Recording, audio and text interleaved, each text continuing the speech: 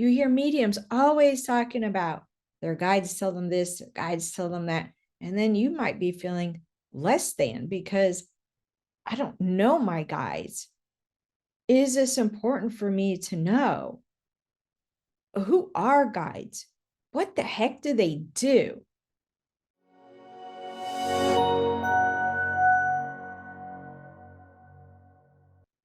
Well, let's talk about this for just a moment because I am extremely passionate about guides. Now, I have had the good fortune of knowing my primary guide that I like to refer to as my life guide since I was a child.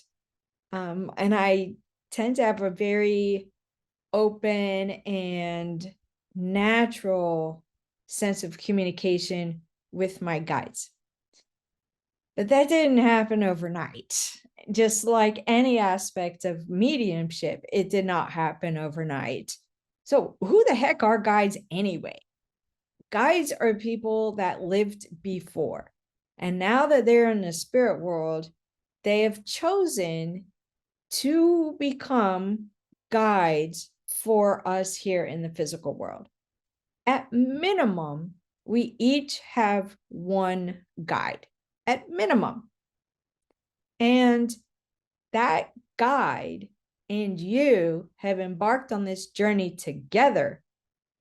If you think about it, the way that you're intertwined with them, in a way, you've embarked on this journey together to help you fulfill your soul's plan for this lifetime.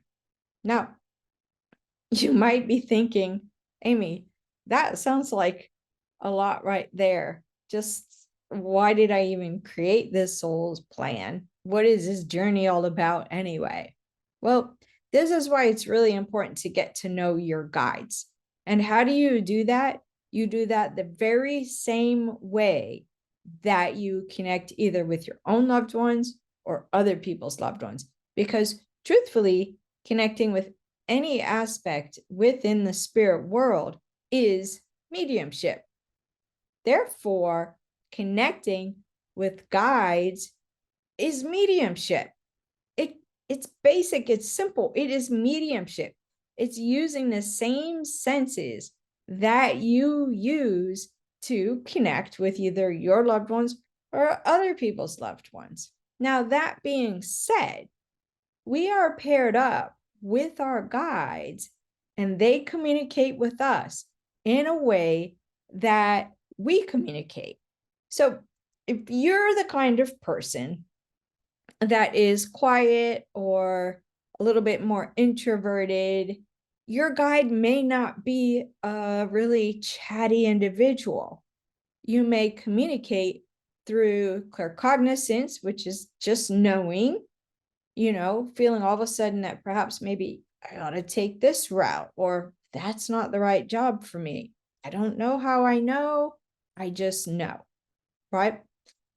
The information is no less powerful, nor is that connection no less powerful, nor is it less meaningful than someone like me who tends to be very chatty at times to the annoyance of others. I won't say any names in the household, but I can be chatty, I can be animated. Therefore, my relationship with my guides is very much the same. Now, let's add to this even more, because not all of my guides are like that. I actually had a guide for a very long period of time, never gave me his name, never spoke, and yet anytime he made an appearance, I was super excited because I knew I was in for some big learning on my mediumship journey. That's what he was about. And you notice I said one of my guides. Well, that's because we always have other guides that come and go, or we may have a team for a while, and then as we grow within our mediumship, that team or that set of guides or whatever guides may be needed for you at that time based on what your requests are will come. But you'll always have that one guide that started with you from before you incarnated and will be with you all the way until it's time for you to transition. So how do we speak with them? Ask them, can you give me a sign that I know it's my guide? Ask them. Be interested in them, just like you are in any other individual that you may meet. Be curious. Ask them questions. What are you here to teach me? How are you a part of my journey? What did you do in your lifetime here that makes it that we are matched together? See where I'm going with this? It's a relationship of mutual respect, not one of irreverence.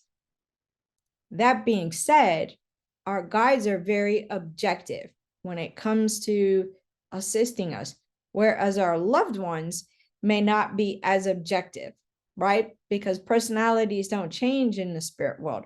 So your loved ones may want to be giving you a piece of advice, and maybe that wasn't their strong suit while they were here. Therefore, having that aspect, that communication, that sense with your guides is always going to be objective. I also think of guides as your greatest resource and teacher on your journey. Whether you're doing readings for other people, maybe it's just your own journey within yourself. You don't have to be a medium to connect with your guides. We all have that ability to connect with the spirit world, and that is not different when it comes to connecting with your guides either. So let me leave you with this. Be excited by them. Be curious. Get to know them. Ask them, what role are they playing in your life on your journey? How can you build the bond stronger? Do they have a name?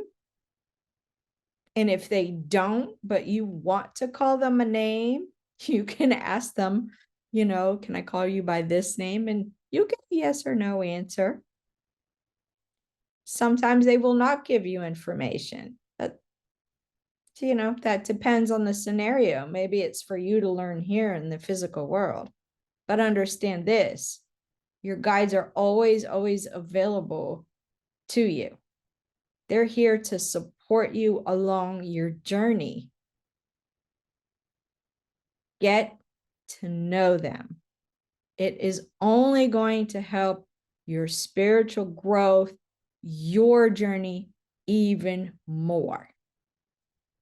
So I hope that helps a little bit for you to think about and start pondering and maybe practicing getting to know your guides. Because trust me when I tell you, and I say this with the utmost confidence, that they are just waiting for you to set the invite. They're there, but they're just waiting for you to set the invite. So get to know them, have fun with them. If you have a good sense of humor, so will they. Listen to what they have to share with you, because again, they have your best interests at heart. So best wishes, get practicing, get to know your guides that are surrounding you, and learn from them. I look forward to getting another video out here for you guys, but in the meantime, all the best with your connections with individuals in the spirit world. Take good care in the meantime.